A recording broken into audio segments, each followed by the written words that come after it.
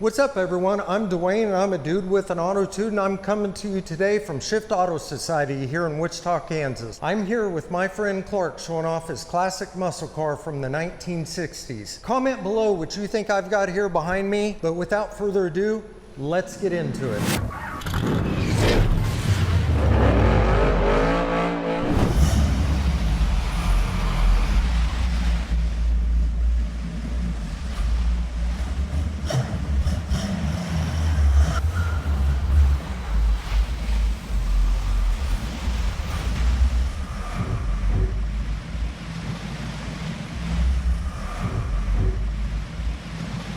Clark, tell me your story on how you attained this 67 Mustang. When I turned 11, I told my parents I'd like to start a savings account to start working on having the money to buy a car. I had been putting my birthday presents and so forth in a college fund, and they said, well, that's okay. Well, college fund didn't get any more money. Right. And by the time I was 16, I had $1,000 saved up from mowing lawns and doing odd jobs for people in the neighborhood. April of 1967, I'd already planned out what I wanted and was going to order it from the factory, but it's going to take too long to get it. So I found one locally, and this is it. And I bought it and had more darn fun with this. So you bought this in 67? Yeah. So you're the original owner on this? April 22nd, 1967. I've owned it ever since. Now, it went 40 years without running eventually because family comes along and this isn't really a good family car. Priorities change. Yeah. Right. So I thought as soon as I save up the money, I'm going to restore it. And it took a long time because every time I saved up a little more money, the cost of restoration went up too. Yeah, little inflation here. Yeah. Yeah. So then I finally get it restored like this, and I told them I want to look original. Nothing that isn't original. Looks like it came off the factory floor. As close as it was in 67 when you saw it for the first time. Yeah. Yeah. And it definitely looks just like it did back then. I even have some pictures of it when it was new. Oh, that's cool. Good memories. Oh, it is. My friends decided they wanted cars the same time I did. One of them got a 66 Chevelle 396, and the other one got a 67 GTO. Well, they end up getting rid of their cars within a couple of years. And I said, I'm not getting rid of this car. I think you made the right decision. Yeah. Well, I had to convince my wife that these are rare enough with the 390 engine in it and looking like the Bullet car, that it was an investment to put all this money into restoration. Did the inspiration come from the Bullet? No, it was a 68. And so I drove a Bullet Mustang before Steve McQueen ever did. There you go. And it's set up just like it. Yeah. Pretty much. The same 390. Yeah. He kind of dumbed his down because he was a tough cop. And he didn't want the racing stripes and all that on it. So, but it was a GT, and it was 390 engine in it, fastback, dark. Now they changed the color slightly. The 67 is dark moss green. It's Highland green in 1968, and that's the one that he. You put them side by side, you can definitely see a difference. This one's a little lighter colored green. Oh, is it? Than the Bullet. Okay. So you and your friends had similar cars while that movie came out. Well, it gets even better because the fellow that had the Chevelle 396 had already changed over to a 68 Dodge Charger. He and I went to see the Bullet movie when it was an original new show, sat next to each other, and the race starts, and I knew my car was in there, and I knew most likely I'm going to win because the star's driving my car and the bad guys were driving his. And when the race would go on and one would get ahead of the other, go like this to the other guy. Oh, that's great. We had a lot of fun with that. We never went to a football game, basketball game, anything, because you're working at the grocery store. And saving money. Yeah, they always seemed to have work the same nights the games were. And they thought it was worth it, because once we get off work, we'd take the cars out and drag Douglas, which was really popular back then. Are you a little more careful with it nowadays than when you first got it? Yeah. I don't know how quick I went through a set of tires on it, but my photo album will show you white walls, little thin white wall when I got it, and the next picture shows red walls, and so I'd already bought a new set of tires. Have them sitting in the garage ready to go. Yeah, it got so expensive I ended up getting recaps later on. I thought, this is crazy buying all these tires. So I Right. got some recaps, and it worked okay. Did you say it was a limited slip when you got it, or it said it was a limited It said slip? on my replica of this window sticker, it says it's got limited slip, and I always thought it did. But it didn't seem to really show it because only the right tires would spin. And I thought, well, then Right. when I got to the restoration, the company that did the differential on it said, well, you don't have limited slip. And so I said, well, can you make it limited slip? Oh, yeah, that's no problem. So it's got limited slip now. Nice. People at home, I hope they can see how immaculate this is. When I first saw it, came into Shift, this was the car that I was honed in on. It's like, wow, this thing is perfect. The company that did the painting on this and said, you want it to really look original or you want it to be show quality and buff it out. And I said, yeah, let's buff it on. It cost another $1,000 to have them go over and over and over with Yeah. that buffing and to get the mirror finish on it. Well, they did a good job. Everything's straight. The lines on it that I see is just I don't know how that guy perfect. put that strip on there. I would have probably gone through 10 sets of strips and Right. still didn't get it right. and then try to adjust the door to make sure it Yeah, matches and yeah. shut well. 4-speed on the floor, and I didn't want an automatic. And reproduction on these seats are very accurate, just exactly the design, but it needed all new upholstery. So I wanted to go to saddle interior, and I've had more people comment about the saddle interior as really being a nice match with the dark green. And the wheels, these are Ford style steel wheels. I had all the original wheels, but when we had the restoration, the fellow that was doing it suggested I go to 15-inch, and he said, it'll be much nicer, you get brand new wheels. And so it's got 15-inch wheels, wide oval. The tires came from Coker, who does a lot of that. They will do reproduction tires for all kinds of vehicles. Well, I was going to ask you about that. It says wide oval. Is this similar to what came out? Yeah, it's Or- the same. In fact, the tread pattern is even the same, but they don't make it with that little narrow white little stripe. Yeah. And I think maybe they had it in red, but I thought it came with white, and I think it looks better with white with the racing stripe and all. The front is disc brakes, power disc brakes, and that was the first year that they brought it out in the Mustang. So it's got really good brakes. It's amazing. I don't see a lot of difference between driving my new truck and driving this. It really stops nicely. Wow. Now the steering is a whole nother deal. I call it Armstrong steering because there's no power steering to it, and these big old tires on here trying to turn it at a dead stop Right. is not easy. But I wanted all the power I could get to that engine to the back wheels. Right. And so no air conditioning, no power steering. Right. It was all muscle. It's all about performance and the fun you can have with it. So do you still own the original No, wheels? I decided if he could get rid of them, make a little money off of it, I said, I don't know where I'd store You'll them. never put them back on, Yeah, right? yeah. So Because they would have to be restored, and the chrome looked fairly good, but the background in there would have had to be done, and I don't even know how you would do it because it's Yeah. baked on somehow. And so I'm happy with this, and actually this looks a lot nicer than the original because Right. these were aluminum beauty rims. This whole area was black steel.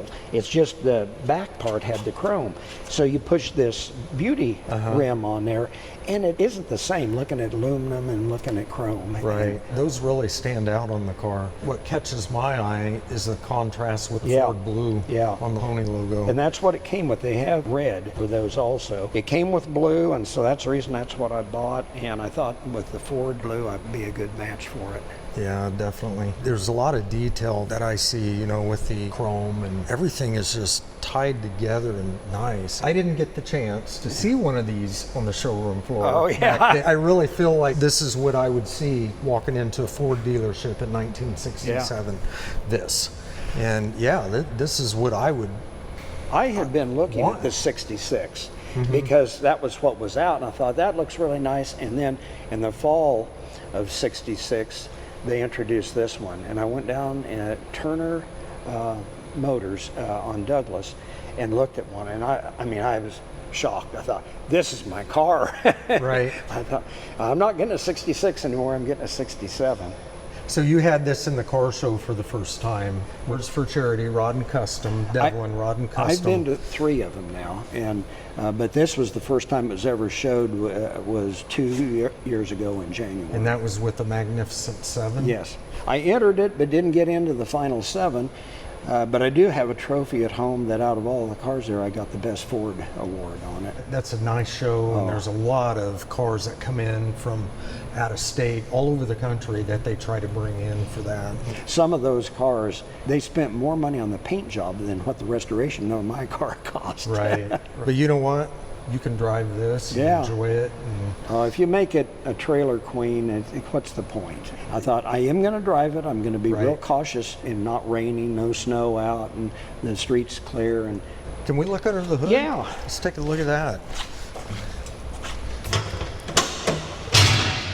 This is a 390 engine.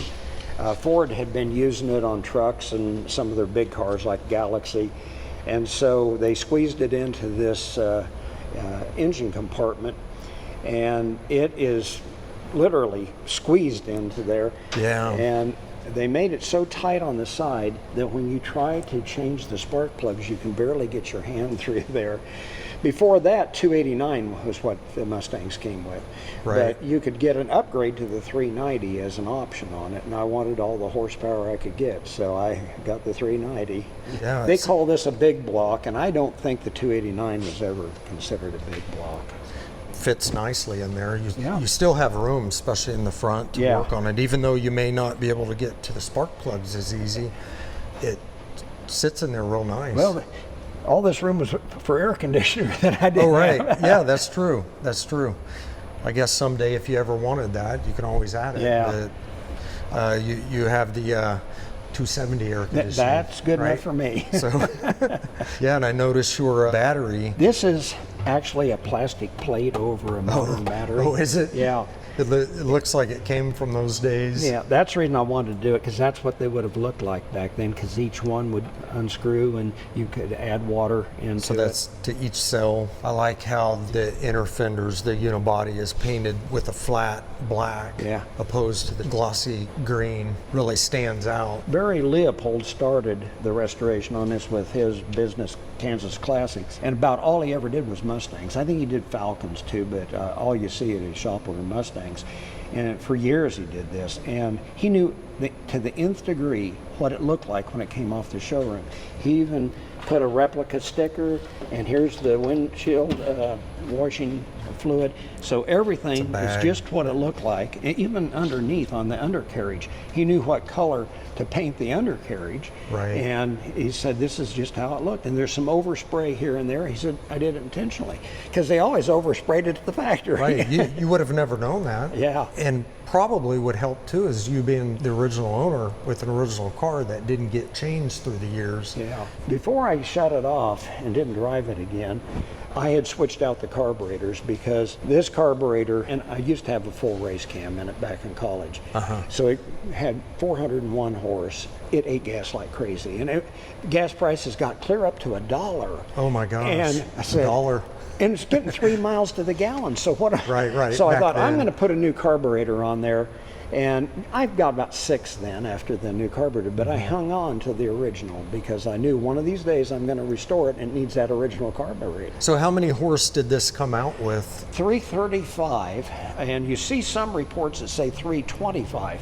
But I've got a motor manual at home, and it says 335 if it's the GT. If you don't have the GT package, it's 320. My guess is they put a little hotter cam in the GT.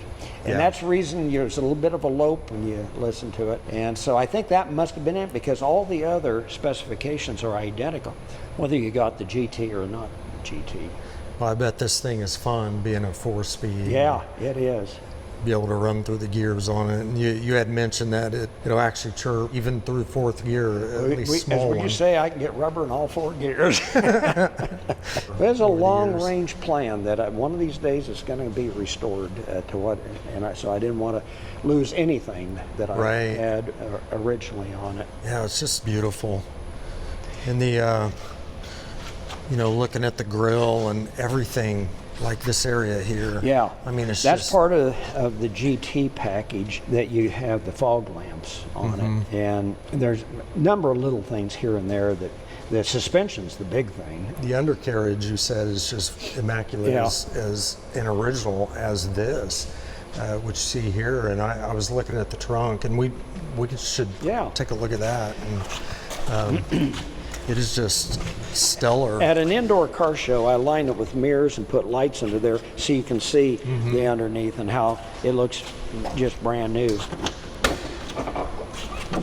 Oh yeah. Sure didn't hold very much. Spare tire and maybe a little toolbox or something, or a piece of luggage. They call this a 2+2, and part of it is you can fold the seat down and lift that, and like if you're taking water skis, you can feed it through there into the car, and that way you're able to get something long in there. It's painted just like the outside of the car. Yeah, they painted everything before there's any kind of assembly. This is a replica of the mat that was in it originally. Those are still available. One good thing about Mustangs is that you can find any part you want.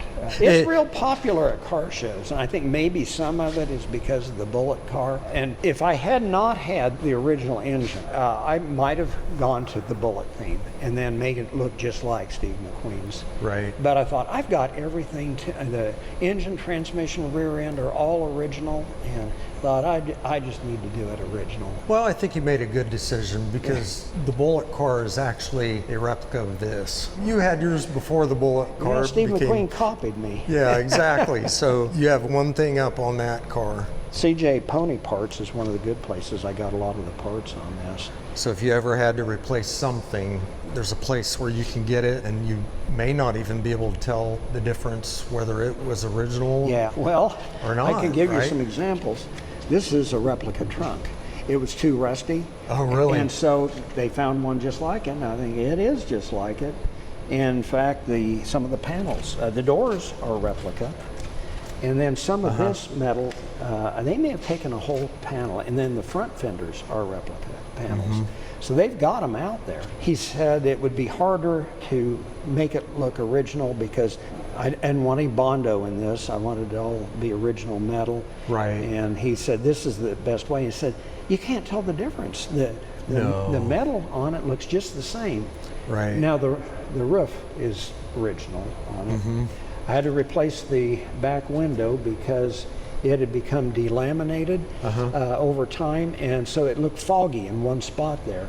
And when I did that, I had them even etch this, because the original one was etched, and it carries on this theme all the way down and on the hood.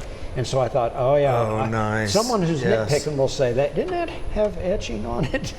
I had one disappointment. I really wanted a 427 engine in it, like my brother-in-law's, because I thought, this is so much lighter. Right. But they didn't bring it out, and I thought, I'm not waiting any longer. I'll get the 390. And then the next year, the rumor was they're bringing the 427 out for the Mustang. But I don't think a production car was ever made. They were doing it so that they could race it in NASCAR.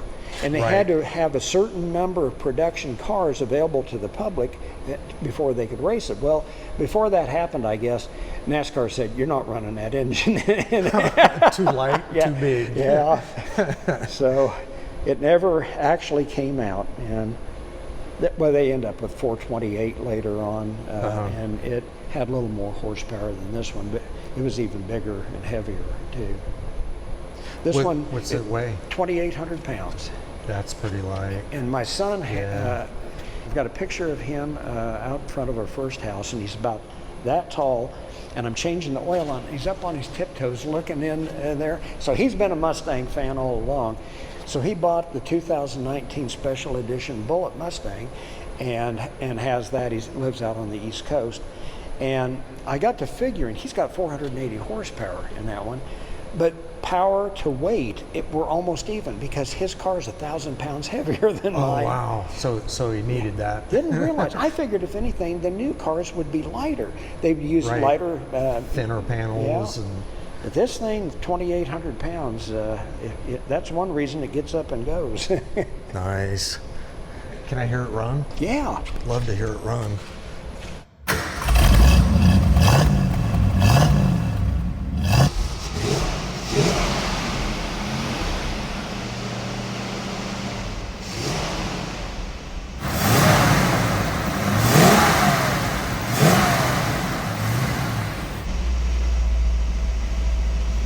thing sounds real tight. Yeah. You can tell when you listen to the exhaust, that throaty sound to it. I can always tell a Mustang out on the street, even the newer ones, but that's a Mustang. I recognize that exhaust. Yeah, that thing sounds good. Yeah. Well, can we take a ride? Yeah, let's go for a ride. All right.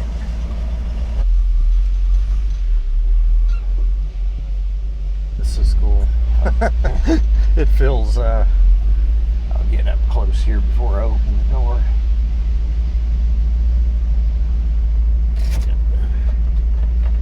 Fob in here.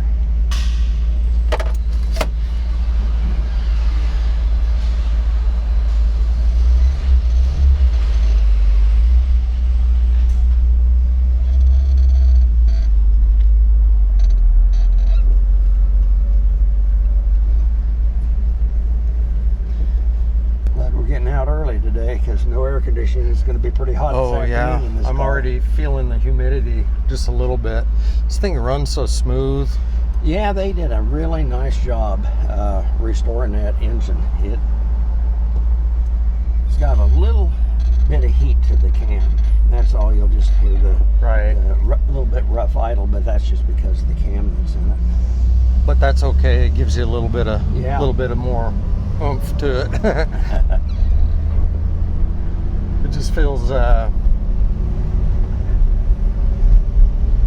what it might have been like driving one of these off showroom floor back then. You know, that's what's running through my head right now. Oh, I can remember doing that like it was yesterday. I was so excited getting this car. Yeah.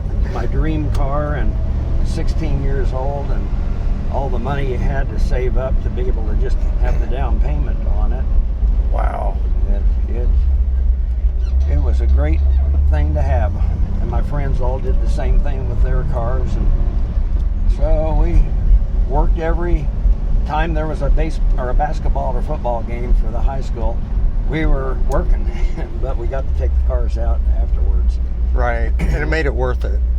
And we participated in what back then was called Dragging Douglas. And so after we got off work, about 9 o'clock, we'd take our cars down to Douglas, and it's just a parade of hot rod cars going up and down the street, and it's so crowded nobody's really going very fast, but it's just a chance to show off your car and look at other cars that are wave at each other, honk.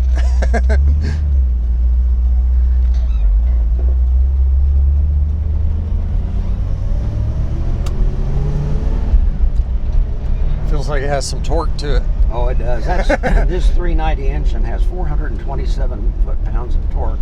So for the size of the engine, it's got a lot of torque. Yeah, you can feel it. And you can feel the gear, you know, just around the few blocks we've gone, you can feel the gear ratio seems to be a little close. Yeah. You know, like it was meant. Meant for some power and to move.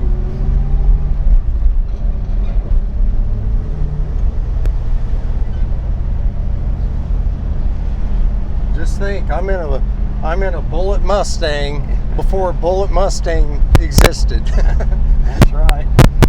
I think it's fun to be able to say that I drove a Bullet Mustang before Steve McQueen ever did. Exactly.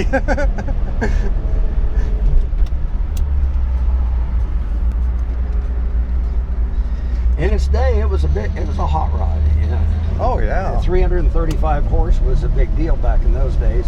Now you have to have 800 or 1,000 to be a big deal. Right, but these are still fun. Yeah. I mean, to me, that kind of horse is still a lot. And it is, and this is a light car. I didn't realize. I figured newer cars would be lighter than these older cars, but the curb weight on this is 2,800 pounds. Yeah, that's light. Bullet special edition Bullet Mustang my son has, 2019, is 1,000 pounds heavier than this. Yeah, so the weight makes up for the horsepower a little bit. Yeah.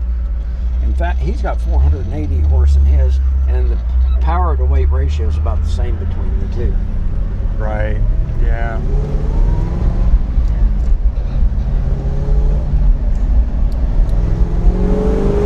Here the secondaries open up. up. Yeah, that's fun. I always have to do that when I take it for a ride because I want all the parts to be tried out, including the secondaries on the carburetor. Oh yeah, yeah. You need to flush that gas through there. make sure the jets are working, not clogged up. And the fun thing about this is that I'm not real big on speed. It's really getting up to about 70 miles an hour and the acceleration that's fun. Right. And I think I've only had it topped out one time in all the time I owned it.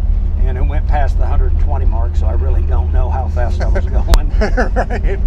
It was dead at night on the turnpike, no cars in sight, and I thought, I'm going to find out. Well, you had to try it, right? I mean, I think everybody does that. At least once. Yeah. This green is so pleasing on the eye. Looking at it on the hood, and the saddle color you chose was... That was what I wanted if I had ordered it from the factory, and when I rebuilt this, I thought I'm going to have what I want the saddle in. I've had more compliments on the saddle interior because that contrast is so good. With it, it really goes together well with it really does. Everything just, and it's kind of bright in here. It's not a muddled color, you know. It brings in the light, carpet. I'm just in awe looking at everything because it seems like I'm there, you know, like it was like in 1967. Yeah, it does. It brings back old memories. And then when I turn on my Bluetooth portable stereo and play those old 60s songs, then you really do feel like you're back in the 60s. Right. Now, me, it would have been like, that's what it might have been like because I'm not that old to experience that. I miss those years, but... Yeah, I grew up with the Beach Boys, and that was popular for all the hot rodders. They liked that. And Dan and Gene Jan and Dean was another one, and they had some good songs. Right. Little Deuce Coupe, 409. Music's changed. A lot of cruising music. Yeah. A lot of them were surfer music, and you know, here in the middle of the country, surfing is a real big deal. Right. Dreaming of surfing.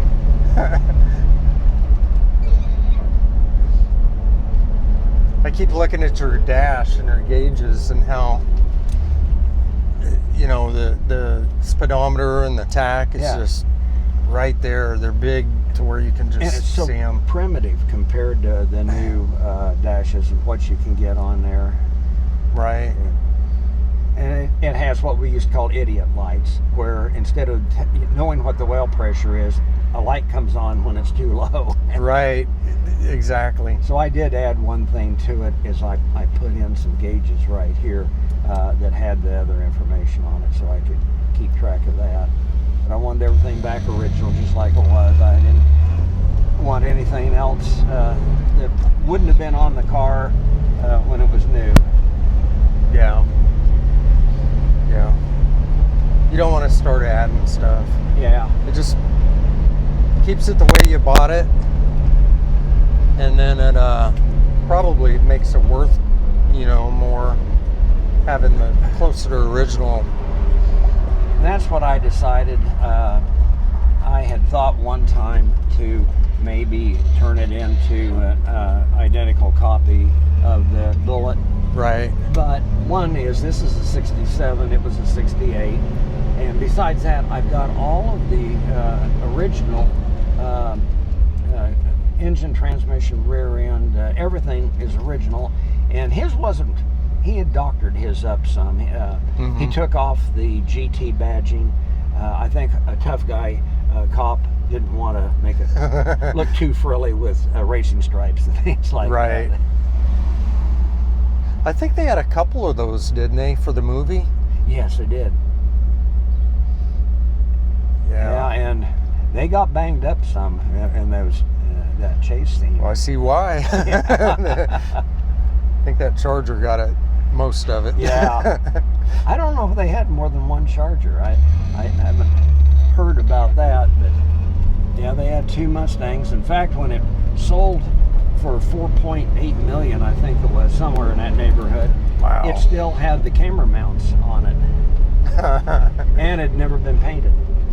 They wanted everything to be just the way it was in the movie. That's what added so much to the value on it. So do they have both of them? I think both were known, although they haven't only made lost a big one. deal out of the one.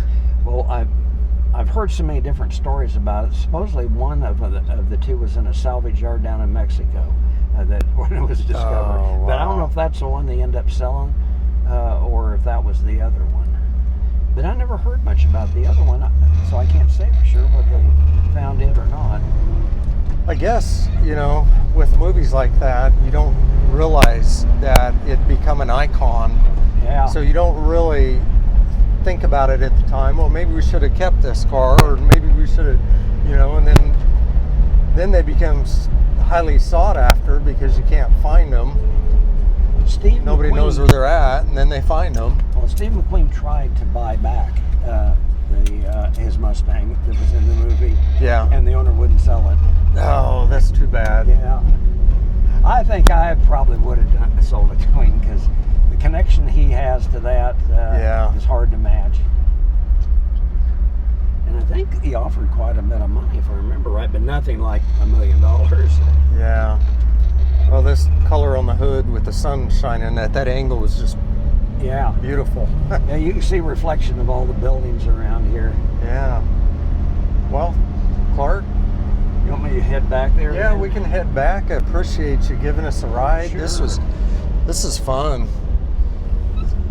I just keep taking in everything about the car. They did a really nice job of restoring this back to just what I wanted. Took over 6 years to do it, so they were nitpicking it to get it right. Well, I'm just in awe of the detail. I mean, I'm looking at your brake pad that says disc brake on it in chrome, and you know, it looks Ford did a very good job of designing these back in the day. This was the first year that the Mustang had front disc brakes, and they are good compared to the old manual brakes, and it's really almost as good a brakes as what you get in cars today with those front disc brakes. Right. Yeah. I just feel, you know, my getting into this thing makes me feel like I'm going back in time. Yeah. But it also feels like I'm riding in a brand new car. Yeah. Serious. It's a brand new car from that many years ago. It does. But thank you. I appreciate it. Glad to do it.